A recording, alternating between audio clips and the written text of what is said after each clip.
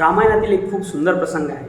ज्यावेळेस प्रभू श्री रामचंद्र वानरसेनेला घेऊन सीतामातेच्या शोधासाठी निघाले असता मध्येच एक खूप मोठा समुद्र पसरलेला होता. त्या अफाट अशा समुद्राला ओलांडून पलीकडे लंकेत कसं जायचं हा यक्ष प्रश्न महाबली हनुमंतरायांना पडला.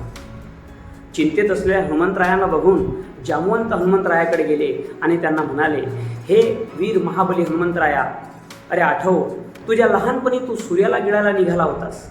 तुझ्या समोर हा समुद्र म्हणजे खूप छोटी गोष्ट आहे. जामवंताचे हे प्रोत्साहनपर बोल ऐकून महाबली हनुमंतरायाने एका उडीतच तो समुद्र पार केला.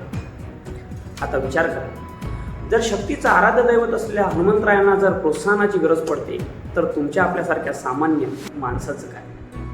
लक्षात घ्या, म्हणून जीवनामध्ये प्रोत्साहनाला अनन्यसाधारण महत्त्व आहे.